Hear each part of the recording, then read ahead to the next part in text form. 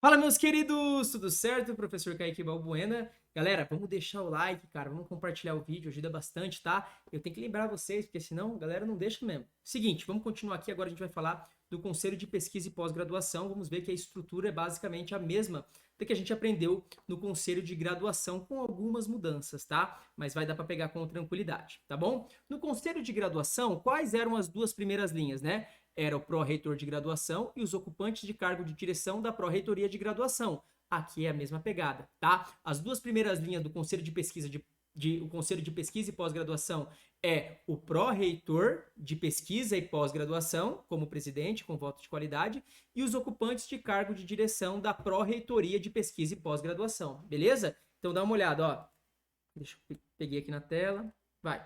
Pró-reitor de pesquisa e pós-graduação, presidente com voto de qualidade, ocupantes de cargo de direção da pró-reitoria de pesquisa e pós-graduação, beleza? Galera, lembra lá no conselho de graduação, como é que funcionava? Nós tínhamos 3 casos, né, que era um representante. Aqui vai mudar um pouco, dá uma olhada. Nós temos um representante, 2 casos que tem um representante e um caso de 2 representantes. Mas olha só, galera, é a mesma coisa do conselho de graduação, tá? Só que o que acontece? Enquanto no conselho de graduação a gente indicava um discente, aqui nós temos 2 discentes indicados, tá? E a mesma pegada, vai ter o técnico administrativo em educação e o docente, beleza? Então, como que era lá na pró-reitoria de graduação? Era um representante para discente da graduação, um representante técnico administrativo em educação e um representante docente, a gente sabe, de cada unidade da administração setorial. Aqui vai ser como? Um representante técnico administrativo em educação, um representante docente de cada unidade da administração setorial e agora nós temos 2 representantes discentes. Essa que é a diferença. Fechou? Então, temos poucas diferenças aqui. Vamos lá. Um representante técnico administrativo em educação e um representante docente. Esse técnico administrativo em educação aqui, meu amigo, é a mesma pegada, né? Quem que indica ele? Quem vai indicar ele é o sindicato da categoria. Qual é o mandato? Mesma coisa, 2 anos e pode uma recondução.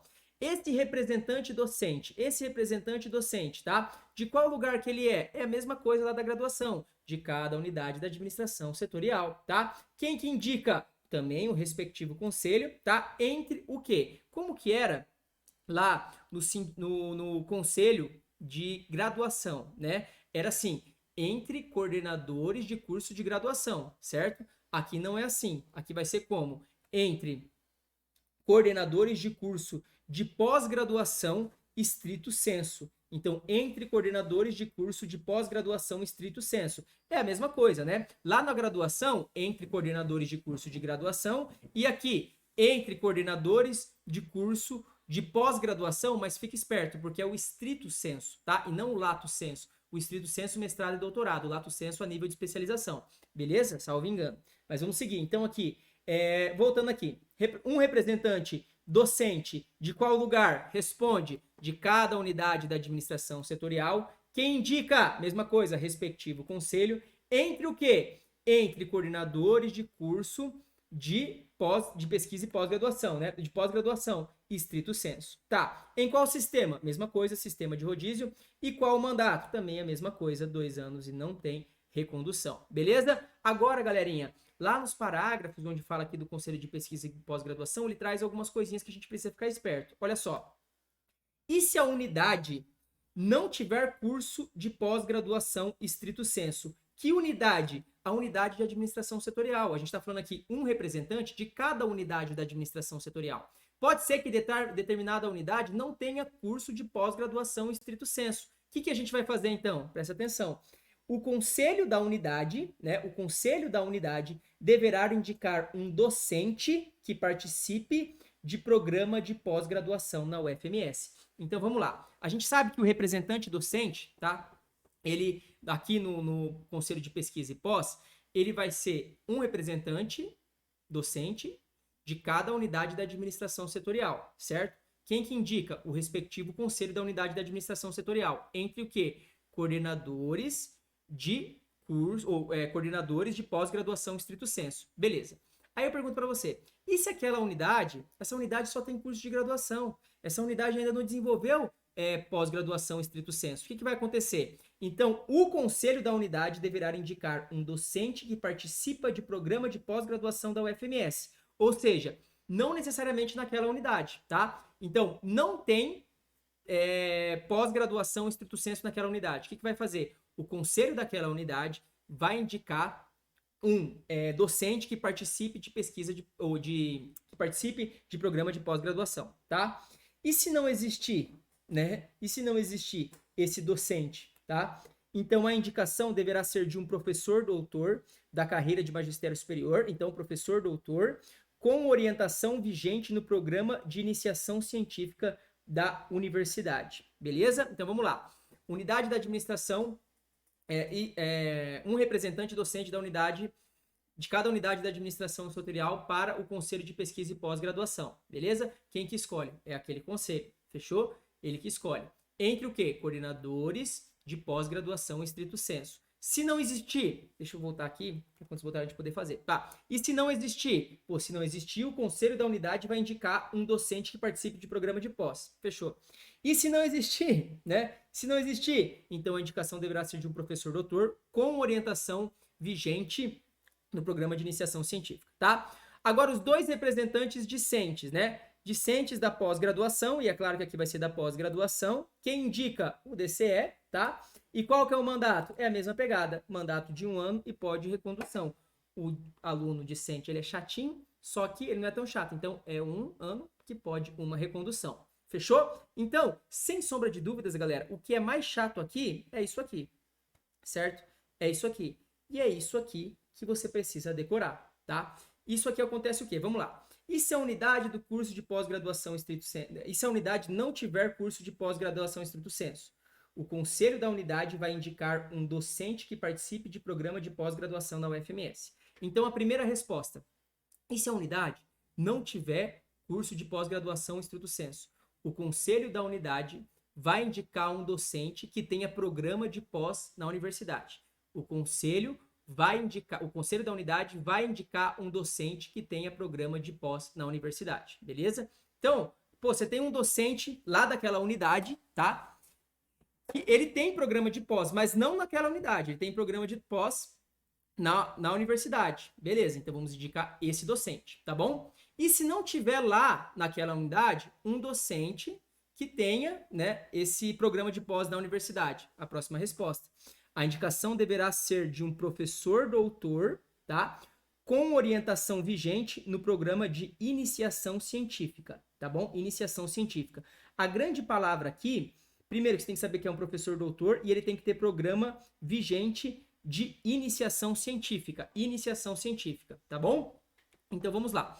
Nós sabemos que nós temos um representante docente que vai integrar aqui o conselho de pesquisa e pós-graduação, mas é um representante docente de cada unidade da administração setorial, tá? Escolhido pelo próprio conselho, fechou? Escolhido pelo próprio conselho, entre quem? Coordenadores de pós-graduação estrito sensu. Tá bom, fechou. Qual que é o mandato desse cara? O mandato desse cara é 2 anos e não tem recondução, igual os outros representantes docentes lá.